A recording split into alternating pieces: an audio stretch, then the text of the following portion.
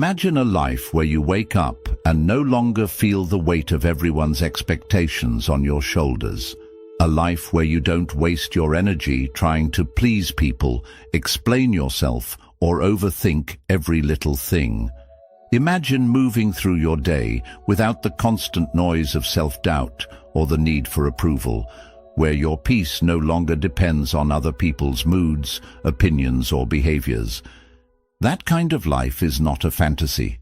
It's what happens when you stop caring about what doesn't matter and start living with intention, clarity, and inner freedom. In this video, inspired by deep Buddhist wisdom, you'll discover 7 powerful lessons to help you let go, step back, and finally feel what it means to be truly happy every single day. 1. Let go of the rope that's burning your hand. Many of us are walking through life silently hurting, and not because of what's actually happening around us, but because of what we keep holding on to inside. It's like we're gripping a rope that's slowly burning our hand, but we refuse to let go. That rope could be the constant need to be accepted by others, the fear of letting someone down, the pressure to always get things right, or painful memories from the past that we haven't healed from. The longer we hold on, the more it hurts us, but we don't even realize that the pain is coming from our grip, not the rope itself. In Buddhism, this kind of suffering is called attachment. It means clinging to things, people, thoughts, emotions, situations, as if they are permanent and ours to control. But life doesn't work that way. Everything is always changing, and the more we try to hold on to what is meant to pass, the more we suffer. We trap ourselves in emotional cycles of stress, sadness, and confusion simply because we won't loosen our grip. Letting go doesn't mean giving up or running away. It means understanding that you cannot control everything, and that peace comes when you stop trying to. You don't have to keep replaying that painful memory. You don't have to chase someone's approval to feel worthy. You don't have to worry so much about tomorrow. You can let go. Picture this. You're standing still with your hand clenched tightly around a rope, and it's cutting into your skin. All it takes to stop the pain is to release it. Just open your hand. Just breathe. Just allow the moment to be what it is, without needing it to be anything else. That is the beginning of real freedom. That's where happiness starts. Not in controlling life, but in learning how to stop being controlled by it. Second, stop seeking approval, and you'll discover who you are. From a young age, most of us are taught to look outside of ourselves for permission to feel good. We're praised when we do what others like. We're corrected when we don't fit their expectations. Over time, without realizing it, we begin to measure our worth by how others respond to us. We become so used to chasing approval from parents, teachers, friends, society, that we forget to ask ourselves the most important question. Do I approve of who I am? When you live your life constantly trying to please others, you start shaping yourself like clay, changing your form depending on who's watching. You hide parts of yourself that feel too different. You stay quiet when you want to speak. You say yes when your soul screams no. And slowly, day by day, you lose the connection to your true self. But Buddhism teaches that true happiness comes from within, not from applause, not from compliments, and not from outside validation. The more you depend on others to make you feel seen, the more fragile your happiness becomes. Because what happens when they stop clapping? What happens when they don't understand you, or when they reject you? If your peace depends on being liked, it will vanish the moment someone doesn't. Let this be your gentle reminder. You do not need to be understood by everyone to live a meaningful life. Not everyone will get you. Not everyone will agree with your choices. And that's okay. The tree doesn't bend just to please the wind. The moon doesn't glow only when someone's watching. They exist fully, simply, and beautifully, just as they are. And so can you. When you stop chasing validation, something powerful happens. You begin to hear your own voice again. You start to ask yourself, what do I want? What do I believe? Who do I want to be? You begin to live from the inside out, not the outside in. And that shift is where your real strength and joy begin. The moment you stop caring about impressing others is the moment you finally impress your own soul. 3. Embrace impermanence. Everything is meant to change. One of the biggest reasons people suffer is because they expect things to stay the same. We want the good moments to last forever. We want people to always treat us the way they once did. We want routines, relationships, feelings, and even our sense of self to remain constant. But life doesn't work like that. Everything you can see, touch, and feel is in a constant state of movement. The seasons shift. The weather changes. Our bodies grow older. Friendships evolve. Emotions rise and fall like waves. This is what Buddhism calls anicca, the truth of impermanence. When you fight against change, you create your own suffering. It's like trying to hold on to a river with your bare hands. The more tightly you try to grip it, the more it slips through your fingers and the more frustrated you become. But the river was never meant to stay still. It was meant to flow. Often the pain we feel isn't because something ended. It's because we believed it should have lasted forever. We get attached to how things were. We cling to a version of life, of a person, or even of ourselves that no longer exists. And that attachment makes us feel stuck, lost, or broken when change arrives. But Buddhism invites us to see impermanence not as a threat, but as a gift. Because if nothing ever changed, there would be no growth, no healing, no second chances, no new beginnings. Imagine being stuck in a bad moment forever. Change is what saves us. It's what allows wounds to close, hearts to open, and wisdom to blossom. When you embrace impermanence, you begin to live differently. You appreciate people more deeply because you know they won't be around forever. You value the present moment because you understand it won't come again. You learn to let go gracefully when something ends, knowing it made space for something else to begin. You stop needing everything to be perfect, because you know perfection was never the goal. Presence was. So if something in your life is changing right now, try not to resist it. Try not to cling to what was. Instead, gently remind yourself that nothing is meant to stay the same. Not joy, not sorrow, not even you. Breathe through it. Flow with it. Trust that just as the sun sets, it always rises again. And in that acceptance, you'll discover a kind of happiness that isn't shaken by the changing winds of life.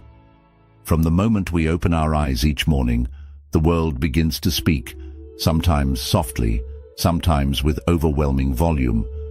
The moment you pick up your phone, scroll through social media, check messages or glance at headlines, you are flooded with noise. Opinions telling you how to live, ads convincing you what you lack, comparisons quietly whispering that who you are is not enough. And without even realizing it, your sense of peace becomes tangled in a web of expectations, distractions, and emotional overstimulation. This external noise, when absorbed daily, doesn't just cloud your mind. It begins to blur your identity, drown your intuition, and pull you away from the calm center within you. Buddhism teaches us the value of mindful detachment, a spiritual discipline that doesn't mean running away from life, but rather learning how to not get pulled under by it. It's about recognizing when the noise around you is becoming the noise inside you. It's about understanding that your mind, like a lake, becomes muddy when constantly disturbed, and only in stillness can it reflect clarity again. In ancient monasteries, monks would spend hours in silence, not because they had nothing to say, but because they wanted to hear something deeper. They knew that beyond the surface chatter of the mind, there is a deeper knowing, a still, clear awareness that lives within each of us. But you don't need to be in a monastery to find that silence. You just need to pause, step away, breathe. In your daily life, this might look like taking a few quiet minutes before checking your phone, sitting under a tree and simply listening to the wind, going for a walk without headphones, allowing your thoughts to slow and your senses to awaken. It could mean choosing not to argue, not to scroll, not to react. It's in these simple moments of detachment that you begin to feel grounded again. You begin to remember who you are beneath the noise. Detachment also means not being overly reactive. Not every comment needs your response. Not every opinion deserves your energy. Not every notification is urgent. You can allow life to unfold around you without becoming emotionally entangled in every ripple. You become the still center in the middle of the storm, calm, aware, untouched. This is what Buddhism calls equanimity, a steady heart in a shaky world. And the more you cultivate it, the less power the outside world has over your inner world. You no longer feel the constant need to prove yourself, compete, or be everywhere at once. You stop measuring your value through likes, followers, or social approval. You begin to feel a quiet joy in being fully present, in doing less but feeling more, in saying less but meaning more, in simply being instead of always performing. So if you feel lost, overwhelmed, or disconnected from yourself, it may be because the world's noise has grown louder than your own voice. And that's okay. The beautiful thing is that your center is always there, patiently waiting. You don't need to create it. You only need to return to it. And each time you do, you step into a deeper kind of happiness, one that doesn't come from the outside world, but rises gently from within. 5. You are not your thoughts. Don't believe everything the mind says. One of the most liberating truths Buddhism teaches is this: your thoughts are not who you are. They are not permanent. They are not facts. And most importantly, they are not always telling the truth. Yet most of us live our lives believing every thought that passes through our minds, as if each one is a command, a reflection of reality, or a judgment worth holding on to. We forget that the mind is like a radio. It constantly plays, but we don't have to listen to every station. Imagine your thoughts as clouds drifting across the sky. Some are light and pleasant. Others are dark and heavy. Some make you feel inspired. Others drag you into fear, shame, or self-doubt. But no matter how intense they seem, clouds are not the sky, and thoughts are not your identity. They come and go, but the sky, the pure, quiet awareness beneath them, remains untouched. That sky is your true self. Buddhism encourages us to observe our thoughts, not become entangled in them. When you hear your mind say, "I'm not good enough," you don't have to argue or believe it. You can simply notice it. Ah, there is that thought again. Just like hearing a bird sing or a car pass by, you can observe the thought without needing to hold on to it. You begin to treat the mind like a visitor rather than a ruler. It speaks, but it no longer controls how you feel. The problem is, most of us are never taught how to relate to our thoughts in this way. We confuse thinking with truth. If your mind says you're a failure, you might believe it. If it says they don't like you, you might shrink or become anxious. But the mind is not always working in your best interest. Often it repeats fears from the past, echoes of others' criticism, or beliefs you adopted without questioning. That voice of judgment in your head. It was often planted there by someone else, long ago.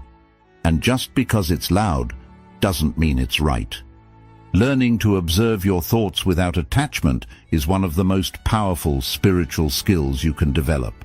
It doesn't mean silencing your mind completely. That's impossible. It means creating space. It means realizing that you have thoughts, but you are not the thought.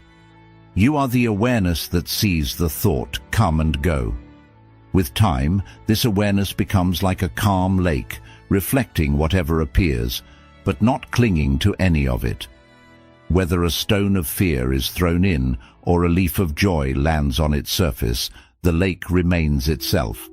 When you understand this, you begin to experience a profound shift in your emotional life. Anxiety no longer pulls you under because you see it as a wave, not the whole ocean. Self-doubt no longer freezes you because you recognize it as a mental habit, not a fact. Anger passes through you more quickly because you stop feeding it with your attention. And in that space between the thought and your reaction, you find your freedom. So the next time your mind tells you something painful, pause, take a breath. Ask yourself, is this thought helping me or hurting me? And if it's hurting you, gently let it pass. Don't argue with it, don't fight it, just don't follow it. Return instead to the stillness beneath the noise. The more you do this, the more you'll realize that happiness doesn't come from controlling your thoughts. It comes from understanding that you are not their prisoner, you are their witness. And that is your power. 6. Stop chasing happiness. Just be fully here. So many people spend their entire lives running after happiness, like it's some faraway treasure buried at the end of a perfect moment. They believe that happiness will arrive once they finally fix everything, once they have more money, once their body changes, once someone loves them the right way, or once all their problems disappear. But this mindset traps you in an endless cycle of waiting for someday, waiting for permission, waiting for peace to finally arrive. But Buddhism gently reminds us, happiness isn't something you chase. It's something you return to. It's already here. But the reason you can't feel it is because your mind is always somewhere else, caught in regrets from yesterday or fears about tomorrow, lost in thoughts of what you lack instead of what you have. The truth is, you're not unhappy because your life is missing something. You're unhappy because you've forgotten how to be with the life you already have. This is the great secret of mindful living. The present moment is never the enemy. It is not broken. It is not incomplete. It's not in your way. The present moment is where your true life is unfolding, and everything you're searching for is hidden within it. But when your mind is always rushing to the next thing, you miss the beauty that's right in front of you. You miss the sunlight coming through your window, the sound of the breeze moving through the trees, the simple joy of a warm meal, a deep breath, or a quiet smile. Happiness isn't some big event. It's not something you unlock by achieving more. It's not waiting for you in a future where everything turns out perfect. In fact, running after happiness only brings more restlessness, because the moment you get what you thought would bring you joy, your mind shifts the goalpost. You begin to want something else, something more, something better, and the chase goes on. But in stillness, presence, and acceptance, that's where happiness quietly waits. Buddhism teaches us to slow down, to breathe, and just to be. Not to fix, control, or perfect, but to notice, appreciate, and fully experience whatever is happening now. Even in hard times, even in pain, there's a sacred quality to the present moment, if we're willing to face it without resistance.